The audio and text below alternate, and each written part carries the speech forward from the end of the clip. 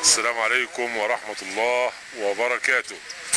ما زلنا لليوم السابع على التوالي في الخط البديل الذي يخدم ان شاء الله في القريب العاجل قرية المعصرة وعزبة فورتانيه ماركو وعزبة ديمينكو.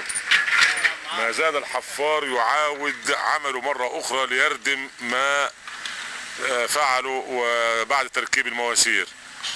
حقيقة عمل شاق مضني يحتاج جهد وفير وجهد كثير من رجال عاهدوا الله على العمل بجد وإخلاص. في ظروف مثل هذه الظروف تجد الكريتا ويتخف بجث حميرة هم لينقلوا المواد الخام مثل الزلط والرملة والأسمنت والخشب والمواسير وما إلى ذلك من مستلزمات العمل في هذا الخط الذي حقيقة سوف يخدم يعني المنطقة الشرقية كلها لمدينة ملوي الشرقية القبلية. ظروف البلد صعبة للغاية في الموارد هو الآن يترجم في الخط البديل. الحاج عاطف أيضا وهو مسؤول بشركة الولاء والباشمهندس محمد برغم مرض الحاج عاطف جاء خصيصا ليرى ويباشر عمله وهو الآن يقف أمامكم. والباشمهندس محمد أيضا رجل طموح مهندس جيد يعمل أيضا بجد وإخلاص. حقيقة لا أستطيع أن أتكلم أكثر من هذا لأن طبيعة العمل تحكي عما يحدث. الحفار شغال، الرجال أيضا يعني يقلبون المونة بالكوريك لأن صعب دخول خلاطة هنا. المية جاية بطريقة أيضا عمل شاق وعمل تنموي جميل وعمل حضاري في عام 2014 وفي نهاية شهر نوفمبر من عام 2014 واليوم النهاردة الثلاثاء. هنا أيضا بتتعمل غرفة أو بيارة بتخدم الشارع ان شاء الله في الخط البديل. لقد اتموا امبارح في المغرب صب اخر بياره وما قعدوا للمغرب امبارح واعتقد ان النهارده برضه هيقعدوا للمغرب لان ده هو طبيعه عملهم. نتمنى من الله سبحانه وتعالى ان يجعل مصر امنه مطمئنه برجالها بقادتها بساستها بشبابها بشيوخها بعواجيزها بنسائها بفتياتها، أن يحفظ مصر بلدا آمنا مطمئنا وأن نعبر معا إلى خط التنمية خط الأمل خط لا عودة للماضي مرة أخرى. سائق الحفار بيجيب الخرط اللي هو ألقاه داخل هذا البلوك مرة أخرى ليمهد الطريق مرة أخرى تمهيدا ليس نهائيا ولكن يفعل ما يستطيع إلى أن يأتي اللودر إن شاء الله بعد تركيب الغطيان وباقي البلاعات أو باقي الغطيان. حقيقة الحاج عاطف هنا هو مسؤول الصرف الصحي ومسؤول شركة الولاء. هنسمع منه كلمة. السلام عليكم يا حاج عاطف. السلام عليكم. ألف لا بأس عليك. ربنا يشفيك ويعافيك يا رب. شرح موجز وسريع عن الخط البديل. الخط البديل ده هو عبارة عن خط يخدم منطقة سكنية في القبانية شرق المحطة. العماير السكنية الحكومية. ويخدم باقي المناطق المجاورة ليه والعزب المجاورة ليه زي فورتالينا وديمانكو والمعصرة أيضا. والمعصرة سوف تنفع إن شاء الله. تصرف عليه إن شاء الله. محطة رفع رقم 1 بمدينة ملوي. متبع في أصول الصناعة وأنت راجل بتتبع يوميا التصوير وبتحضر كافة الأعمال الموجودة مع الناس اللي شغالة.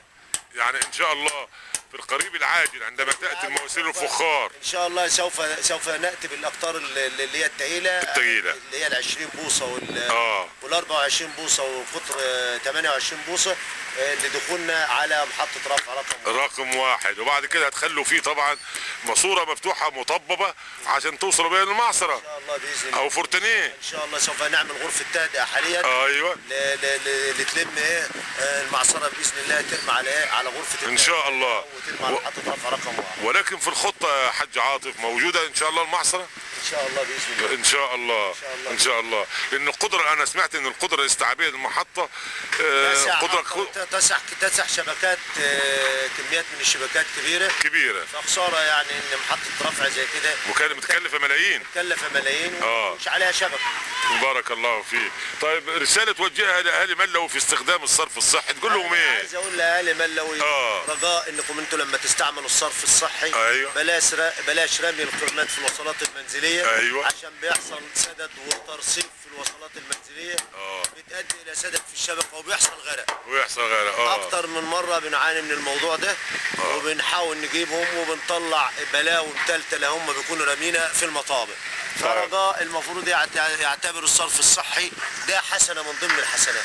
بالظبط، انجاز راقي ورائع. الظروف اللي البلد حاليا طبعا الظروف الاقتصاديه الصعبه اللي احنا بنمر بيها، خساره الدولارات دي اللي بتروح ترمي في الارض، في مقابل انه في واحد ما عندوش ثقافه الصرف الصحي، فبيرمي اكياسه وقمامته ومخلفاته داخل الغرف المنزليه. الغرف المنزليه بتضطر بترمي للمطابق العموميه في الشوارع العموميه، بيحصل سدد في الفرعات وتنفجر هنا، بتضطر تطفح بره في الشوارع، ويعود عمال التسليك تاني ونعاني من نفس المشكله، وان المطابق تبقى احيانا ونقعد نرمي اللوم على الحكومه ونطلع اشاعات ان على مش عارف ايه الصرف وحش ونطلع اشاعات ان الصرف وحش والصرف مش مظبوط والصرف بايظ بسبب سوء الاستعمال، بس سوء الاستخدام. حكم احنا دلوقتي حضرتك بتحضر متابعين اصول الصناعه. لا انا شفت امبارح وصورت الخلطه بتاعت الاسمنت والزلط والرمله والردم مواصفات قياسيه، بنكمل بناتج الحفر من فوق سليم.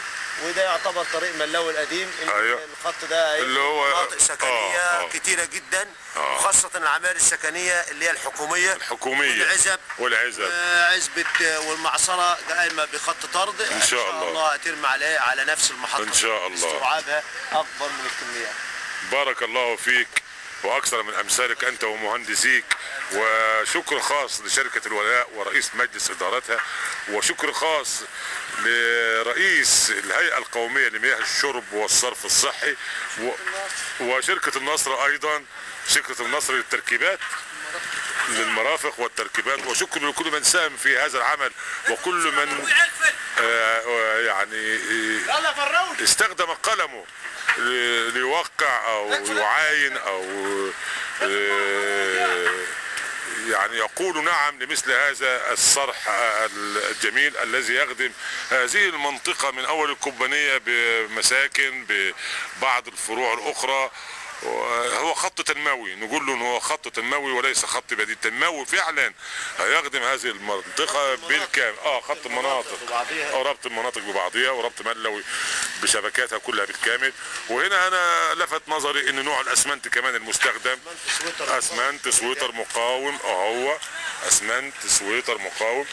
وادي الميه، وهناك العمال شغالين والمهندسين، ودينا رايحين عندهم وهنتابع، ومعكم ما زلنا متابعين.